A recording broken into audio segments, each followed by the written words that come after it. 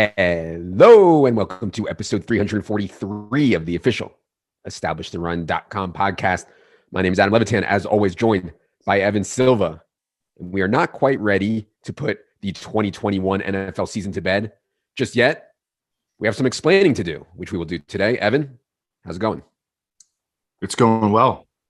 We got a lot of guys to get through, misses and hits, and I think it'll be a really interesting podcast. As Evan said, on today's show, we're going to review some of our biggest hits and misses from the 2021 NFL fantasy football season. I think the idea here is just to think through these spots with the benefit of hindsight, right? And like people use hindsight to dunk on people all the time. That's not what we're trying to do. We're not trying to dunk on ourselves. We're literally trying to think about what we thought about guys before the season. And now that we have hindsight, well, maybe we can try to learn something we can take away and be better in the future. Today, on this episode, we'll be looking at the early rounds, roughly rounds 1 through 4. 1 through 5. On the next episode, we'll be looking at later round hits and misses. Before we get into it here today, we wanted to remind everyone that this show is brought to you by the Establish the Run NBA product. Yes, that's right. Our guys are grinding their cocks off to help you better than anyone else in the world with NBA props and DFS. And by the way, I want to mention we did work out a special deal with MGM Sportsbook. If you sign up for MGM Sportsbook account and you are a new user with our link, deposit at least $10. They will send you a coupon for $84.99 off any ETR product. That's on top of the 1K free bet that MGM give you for signing up link anyways. So if you don't have an MGM account and you're in a state that's eligible, sign up with MGM, deposit $10, you'll get a 1K free bet. You'll also get an $84.99 coupon they'll email to you to use on any ETR product going forward. Seems like a home run deal to me. Check it out on the NBA subscribe page. And then the MGM details are on our ETR Sportsbook bonus offers page. That's the first item on the drop down from betting props, from the betting and props tab. All right, let's get into it here, Evan. We went through our preseason content, Silva's top 150, our top 300 rankings for all formats, our podcast, our articles, and we tried to pull out the biggest hits and misses. Obviously, it's not going to be a complete and exhaustive list. We're leaving injuries results out of this, but hopefully this is a good learning experience. I personally like doing this a lot.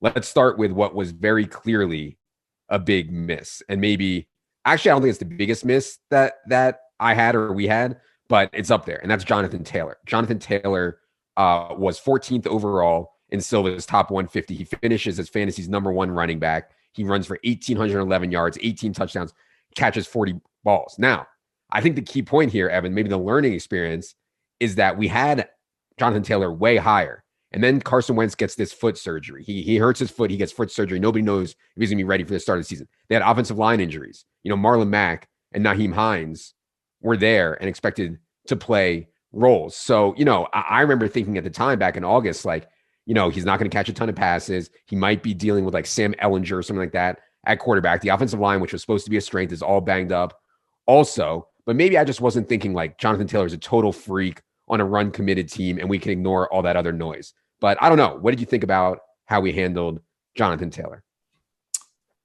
Yeah, it's a painful one in hindsight, and every year there's going to be 1 or 2 guys like this, hopefully only 1 or 2 guys like this. I mean, in 2020, for me, DeAndre Hopkins was a really painful one. And we re-examined why I missed on him. And I think that you summed it up pretty nicely. It was a combination of, I wasn't so much worried about Marlon Mack. I was worried about Nyheim Hines, and that actually held for most of the first 4 or 5 weeks. And I also was worried that the Colts might stink for the reasons that you mentioned. Carson Wentz was hurt. Quentin Nelson was hurt. The foundation for this offense is its offensive line. They have, maybe the most talented offensive line in the league. Eventually, all those guys got healthy, and Jonathan Taylor sort of separated himself from Nyheim Hines. The Colts coaching staff just, resorted to the just sort of realized over the course of the season they needed to throw the ball to Jonathan Taylor. He's so dangerous in the screen game, and it didn't go well for our forecast. It was looking all right for the first month, but then everything kind of came together for the Colts. The Colts wound up being a good team. I know that they absolutely blew it in their last two games to who they lose, the Jaguars and the Raiders. I mean, that was awful. But they were a good team for most of the season. I thought they might be a bad team. That was part of the analysis that, hey, if they were playing from behind, Nyheim Hines is going to be on the field. And just didn't go the way that I thought it would. And I think maybe we didn't think enough about their schedule. When you play in the AFC South and you get 6 games against the Texans, Titans, Jaguars, like you're going to be in positive scripts. And to your point, I mean, I didn't think that Jonathan Taylor would have so many touchdown opportunities. 41 carries this year for Jonathan Taylor from inside the 10-yard line. No one else was even close. I mean, Damian Harris was second with 30 carries from inside the 10-yard line. And so, and the other thing that I'd say about this is we try not to go overboard on talent, right? Just because a guy, especially a running back, is really good at football, it doesn't always translate to fantasy success. But maybe Jonathan Taylor is just such a freak that it does translate to fantasy success, no matter what the situation. But yeah, I mean, I agree with you that the Nyheim Hines stuff was real. Catching 40 passes, I think, was an outlier. 41 rushes from inside the 10-yard line, hard to predict. So I don't feel too terrible about this one. The result was obviously absolutely atrocious. Let's go to one that we hit on, and this was credit to Silva, and it's Austin Ekeler. If you go back and listen to episode 234 of this podcast, we did it on August 27. It was round by round favorite targets. In there, Silva beats the table for taking Austin Ekeler if you have a back of round 1 pick. To me, it's the profile of Austin Ekeler. When you have a back who gets a good share of the early down work, plus is so dominant and explosive in the pass game, like that's the kind of profile of a running back I want to take early. Jonathan Taylor isn't necessarily the profile. Derrick Henry is not necessarily the profile of the running back I want to take early. Austin Ekeler is. And so this was a really good hit. Evan, any thoughts looking back on why you were so high on Austin Ekeler and how it played out? Yeah, to me, this was an easy one because the biggest, the biggest reason for Austin Ekeler sentiment was this crap about Josh Kelly or somebody taking his goal line carries. We did have some coach speak that put that kind of to bed a little bit because Joe Lombardi was talking about how he wanted to use Austin Ekeler like Alvin Kamara. Joe Lombardi, of course, from the old Saints coaching staff, and Alvin Kamara plays consistently in scoring position. It's not smart for teams to pull their best players in high leverage situations when you're trying to get the ball into the end zone. Mm-hmm. The Chargers never did that with Austin Ekeler. Justin Jackson is a nice little backup. We saw him pop up for some good games this year. We've seen him do that on multiple occasions throughout his career. He's not a big back either. Okay. And that was the thought, that was the thinking behind why people didn't want to draft Austin Ekeler in the first round, was because he's small. He might get pulled at the goal line. It's not smart when teams do that. So you're making an assumption of irrational coaching in that event. We felt really good about the offense. We know that Austin Ekeler is a baller. They went and they invested in the offensive line. The offensive line didn't wind up being great, but it was okay. And Austin Ekeler is really, really freaking good at the game. And he's a stud for the way that fantasy football is played these days, which is full PPR. And this was a no-brainer to me. Yeah. Evan mentioned the goal line work. Austin Ekeler ended up with 25 carries from inside the 10. That was 6th most in the league. Justin Jackson, Larry Roundtree, Josh Kelly, they combined for 15 carries from inside the 10. So yeah, I mean, the goal line work, I think looking back, I think people can take something away. Hey, let's think more rationally about what's going to happen at the goal line. When you're as good as Austin Ekeler is, you can score even if you don't get the carries from the exact 1-yard line. Let's go to a running back miss, and let's go to Saquon Barkley, man. And this one, God, I was in a very, very, very high stakes season-long league.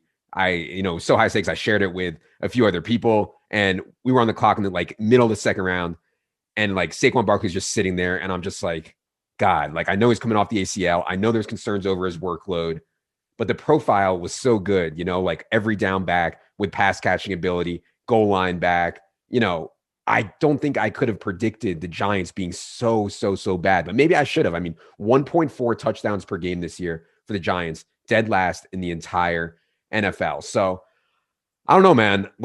looking back at Saquon Barkley, I'm not sure if it was just like a stone cold mistake or not. What do you think about Saquon Barkley? I believe you had him 13th overall in the final top 150. Well, the warning signs were there entering the season. You know, there was a lot of good reason to be skeptical of Saquon Barkley. I should have had him lower. I think I had him maybe right in line with consensus, I want to say. But I should have had him lower. The warning signs were there. The offense, we knew the offense was going to be bad. Let's be real. There was so much chatter about him being potentially limited at the outset of the season, which he was a little bit, but you know, I mean, he wound up playing a lot of snaps, you know, on a per game basis. He wasn't good. I mean, he wasn't good.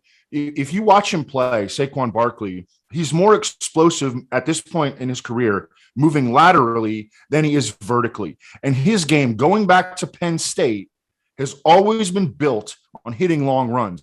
He's not a sustainer 4, 6, 8, 4. You know, he's not that kind of back. He's a long run back. And if he can't be explosive up the field vertically, if he's not 100%, then I mean, you know, what is Saquon Barkley?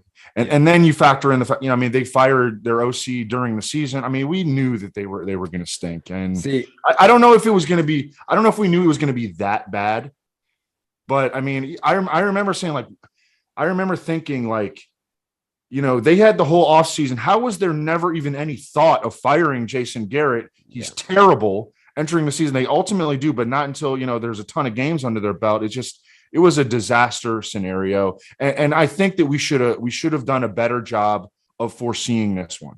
Yeah, you're probably right. I overestimated the offense because I still think that Daniel Jones can play a little bit. I think Kenny Galladay can play. I think Sterling Shepard can play. They draft Kadarius Toney. They have Saquon Barkley. They have Evan Ingram. Like, in theory, the offense should not be bad, but in reality, like, man, you know, Jason Garrett and Giants offense. And yeah, like you said, like, Saquon profiles well, but it's just really hard. He's like such a unique player because he has so many negative runs, and then you need him to pop a big one. So yeah, I mean, obviously, with the benefit of hindsight, Saquon one was really bad. I know. I'm interrupting the video. Wah. But if you're enjoying this video and want to see more fantasy football and DFS content like it, please just take 2 seconds, hit the subscribe button, hit the thumbs up button. Really does go a long way for us, and we'd appreciate it. Thank you for watching. And now back to the show. Let's go to the story of the 2021 NFL fantasy football season. That was Cooper Kupp. So, I know I don't want to do like a full-blown victory lap on Cooper Kupp, but Evan did have Cooper Kupp 34th overall in his top 150. That was 10 spots ahead of Cooper Kupp's ADP. But we did have Robert Woods 1 spot ahead of Cooper Kupp. You know, for me, it's just like a paralyzation thing. Like, I don't know who to take between Woods and Kupp looking back. And then I end up either taking neither, or I take Woods or whatever, you know. And I find this in DFS too. I get paralyzed a lot when there's multiple players on a team who I like. They also had Tyler Higbee, who we liked. Van Jefferson was obviously in the mix, et cetera, et cetera. So, yeah, I mean, Evan, you were currently higher than consensus on Cooper Kupp. I think that's an interesting point to say how, but then also the Woods versus Kupp stuff, I think is interesting too. How do you look back at this Cooper Kupp season? Yeah, I remember having those guys right next to each other. Yeah, like pretty much the entire pre-fantasy draft season. And regrettably, you know, I mean, look, Robert Woods got hurt. You know, he also wasn't very good before he got hurt. I mean, this was the Cooper Kupp show from beginning to end, you know, and he had just an absolutely incredible season. I'm glad that we were at least a good chunk ahead of his consensus ADP. So I got him in drafts. You know, I was getting Cooper Kupp in drafts. I liked clicking him. You know, he was a comfortable pick. I didn't know that he had the ceiling that he had, though. And there was a lot of positive chatter about Cooper Kupp and Matthew Stafford, their chemistry during training camp, you know, and Matthew Stafford just unlocked this dude because he was a really good possession slot receiver before this season, a really good one. Yeah. But this season he became an alpha. I mean, you know, winning at all 3 levels of the field. We talked about him a ton leading into the Super Bowl. He wound up being the Super Bowl MVP. But I mean, his game absolutely elevated with Matthew Stafford. He's an unbelievable baller. I mean, the dude is so fucking good. It's crazy how good he is. You know, And God, I mean, maybe we should have seen this upgrade from Goff to Stafford as having such a better impact on Cooper Kupp. And I know you did, but man, I mean, Matthew Stafford led Calvin Johnson to the best receiving season of all time. Like, dude can really, really, really, really sling it. And so, yeah, I think being higher on Rams pass offense was sharp for sure. One that I regret, man. DeAndre Swift. I was just like out on DeAndre Swift. And I know he got hurt 10 games in the season, but man, he was crushing. I mean, in those first 10 games, DeAndre Swift was seeing 6.7 targets per game, and he was getting 13.7 carries, getting 5.3 catches. He managed to score 6 touchdowns in those first 10 games. And you say, yeah, we don't want to draft guys on bad teams. Maybe it's better for a guy like DeAndre Swift to be on a bad team. I don't know. I mean, he's just such a good pass catcher. And again, when you talk about profiles of running backs and like the archetype of running backs that go in this dead zone, which we're going to talk about in the next episode, but the archetype is not DeAndre Swift's archetype typically, like such a freak, explosive pass catcher. So I regret like being out on DeAndre Swift. That was really, really bad. Got saved because he got hurt 10 games into the season, but man, he was on his way to just an absolutely massive season despite the Lions being so bad. How do you think about how we handled DeAndre Swift? Yeah, regrettably. I mean, there was good reason to be, real conservative or to be lower than ADP on DeAndre Swift leading into the season. He was hurt all of camp. There was a new coaching staff in town. Didn't really believe in Anthony Lynn, who wound up getting demoted, in favor of Dan Campbell, who wound up calling the plays. Anthony Lynn before the season was talking about how he wanted to use Jamal Williams as like the lead back and DeAndre Swift as a change of pace. Yeah. There was, you remember the one really bad rumor about him that wound up being false. Yeah. It's tough to know how to react to that kind of stuff. But I mean, there were legitimate reasons for this fade. I don't think we faded him too hard. I mean, I just know personally I didn't draft any of them. Yeah. All right. Yeah. I think I might have gotten him in like one league. But I mean, he was not a comfortable guy to draft in the heart of draft season. He was a very uncomfortable pick because, again, he was hurt. Dan Campbell was talking about he might not be ready for week 1. Yeah. And it was just like, and he was a tough guy to pick. So I think an important point when looking back is all the training camp talk. And part of the training camp talk around DeAndre Swift was Jamal Williams is going to be the 1A, DeAndre Swift is going to be the 1B or whatever. And I kind of sloughed that off a little bit, but I still thought that Jamal Williams was going to play a ton. And he did, to be fair. To me, it's more learning from the archetype. Like the way DeAndre Swift plays football, similar to Austin Ekeler, is the way we want our fantasy football running backs to play football, period. And so like, if you ignore all other noise and just take that, like, I think that goes a long way. Yeah. I mean, it does. We and it's almost similar to Jonathan Taylor. They're not really similar backs, but it's a bet on talent thing. At the same time, like we have to make micro decisions. Sure. We have to rank the guys, Sure. And so when there was just a lower comfort level on DeAndre Swift, he was a tough guy to click. And but what wound up happening was he wound up just being the offensive engine. Yeah. Because they just didn't have a lot of players. I mean, you saw at the end of the season that we all like Amon-Ra St. Brown, right? He's a 4th round rookie, being the offensive engine when DeAndre Swift was banged up some late in the season.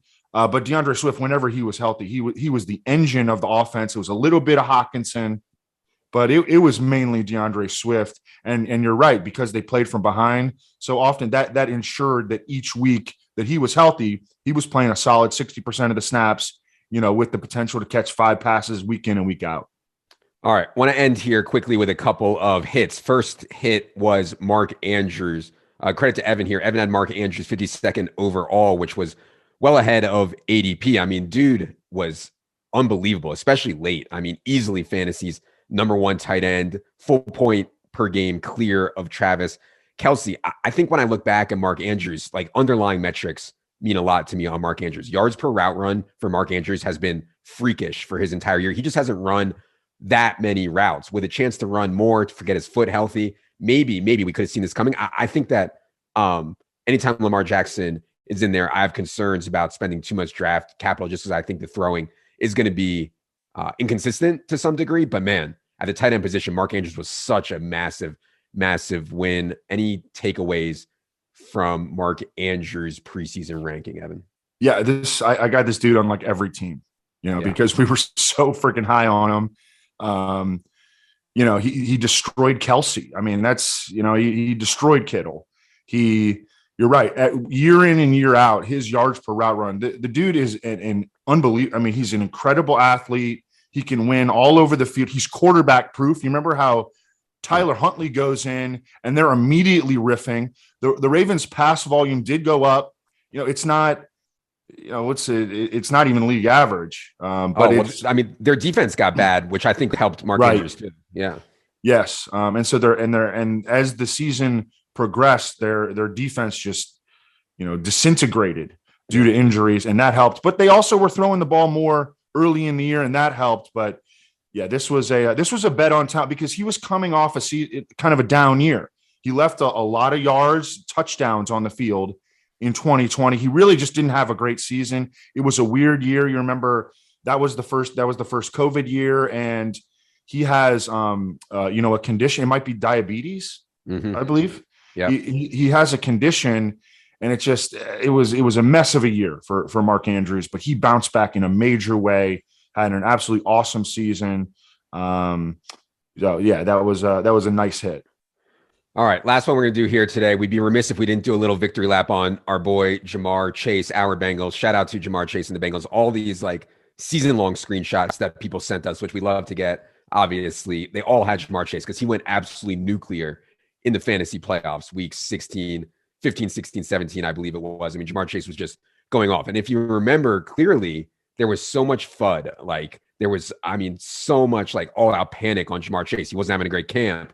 He's dropping too many balls in camp. He can't catch the ball that has stripes or whatever. It doesn't have stripes. I mean, it was getting insane. Jamar Chase at one point, I was getting him in like the 7th or 8th round. And at one point, earlier before all that FUD, he was going like the 4th round.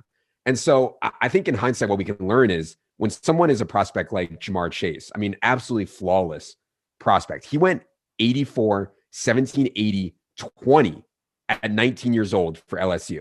Like, imagine thinking that he just like forgot how to catch the football.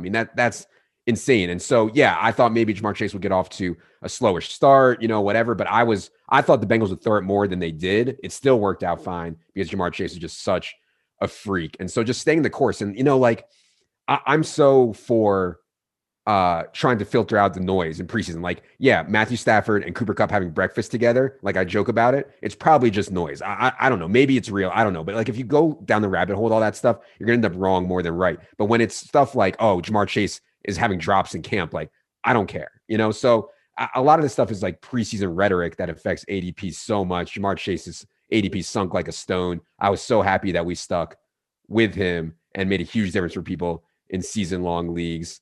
I don't know what else there's to say on Jamar Chase. Just a total freak. But any Jamar Chase thoughts, Evan? His camp struggles were real. He even admitted to it with the stripes on the ball thing. He wasn't catching the ball well in camp. He also was struggling to separate, according to the beat writers. And the beat writers were just thoroughly he just looked like a guy on the practice field. But, and when we talked about this a lot, leading into this, he didn't play football in 2020. Yeah. This was his first exposure, really playing football in a long time at a very young age. And I tweeted about some of the concerns. I tweeted them out when Paul Diener, who does a great job covering the Bengals for The Athletic, and other beat writers that had mentioned his struggles in camp, but never moved them in the rankings, not once. And I thought about doing it every single day. I thought about it. Like, should I bump him down? I don't know. Never moved him down though. And, I think people really, really were able to reap the benefits of that because you're right. By the time it was, the heart of fantasy draft season, dude was going in the 7th and 8th round. Yeah. And we still had him like as a 4th round value. So, God, he won the freaking Bolitnikoff Award on the same team as Justin Jefferson. At 19 years old. Yes. I think one thing that I think people can take away is that to me, and I love beat writers. I love beat writers for information, for telling about injuries, for telling about depth chart. I'm really skeptical that beat writers are good at evaluating talent. And so when a beat writer says, well, this guy doesn't look great in camp, I don't know, man. I kind of just like ignore that.